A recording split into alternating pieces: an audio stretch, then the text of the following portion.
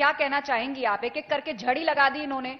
सुरक्षित माहौल है, विधवा पेंशन योजना है, लड़की जब पैदा होती है तो उसके पढ़ाने लिखाने से लेके विवाह तक का अरेंजमेंट सरकार उत्तर प्रदेश की आधी आबादी ने योगी जी का टिकट करा दिया गोरखपुर का। लखनऊ से गोरखपुर का टिकट बुक हो गया है। आपने बात करी पेंशन की। समाजवादी सरकार में 55 लाख महिलाओं को पेंशन देने का काम आदरणीय अखिलेश जी ने किया। ये बताएं इन्होंने कितनी महिलाओं को, ये बात कर रही है 300, सपा सरकार में 500 रुपए पेंशन दी जाती थी। ठीक, मुझे लगता है इनको आंकड़े दिखाने पड़ेंगे। समाजवादी सरकार से मत करिए, मैंने आपको इंटरप्ट नहीं किया। आप इंटरप्ट मत करिए, मैंने आपको इंटरप्ट नहीं किया। Let me finish my point. आप मुझे इंटरप्ट मत करिए, ठीक है? अब बात करते हैं महिलाओं को क्या चाहिए। बेहतर शिक्षा, बेहतर स्वास्थ्य और रोजगार। ये बताएं इन्होंने शिक्षा, स्वास्थ्य और रोजगार और सुरक्षा को लेकर के उत्तर प्रदेश में क्या काम किया। ये मिशन शक्ति की बात कर रही थी। लखीमपुर में महिला की साड़ी खींच ली जाती है, इनका मिशन शक्ति इतना पास हुआ। हाथरस की बेटी के साथ घटना होती है, उसको रात में जला दिया जाता है, इनका मिशन शक्ति कहां चला जाता है। ये अपने एडीजे लॉ एंड ऑर्डर को नहीं हटाते हैं, उनका बचाव करते हैं और पूरा शासन और प्रशासन लगा रहता है कि बेटी का रेप नहीं हुआ। जब कोर्ट आता है बीच में तब इन्हें पता चलता है।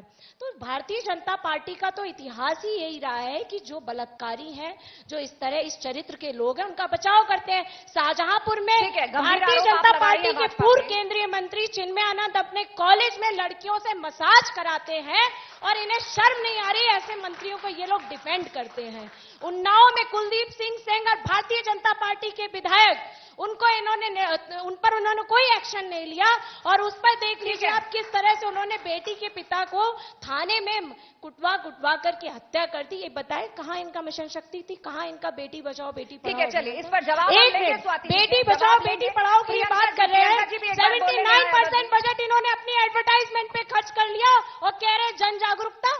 भाई बीजेपी का प्रचार कर रहे हैं और उसको आप जन जागरूकता कह रहे हैं। तो सवाल इस चीज का है कि महिलाओं को, लड़कियों को, आधी आबादी की किस चीज की जरूरत है। लड़कियों को सुरक्षा की जरूरत है, जो आदरणीय अखिलेश जी ने 10-90 दी।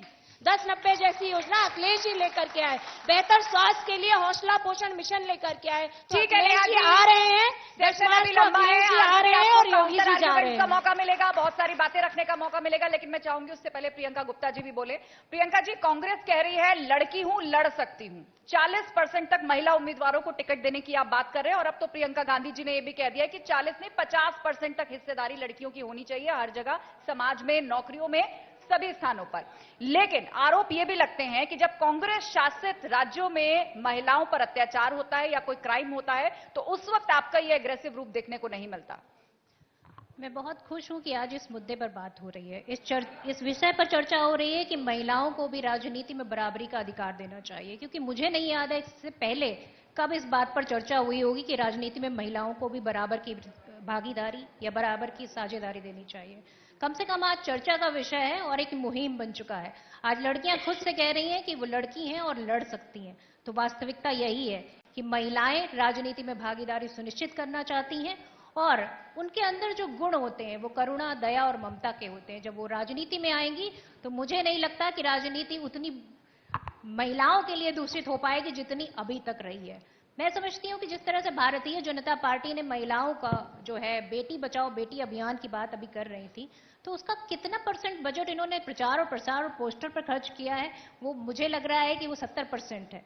70% अगर आप खर्च कर रहे हैं प्रचार और प्रसार पे, तो कितना बचा आपका जो बेटियों को पढ़ा रहे हैं और बेटियों को लिखा रहे हैं। उत्तर प्रदेश में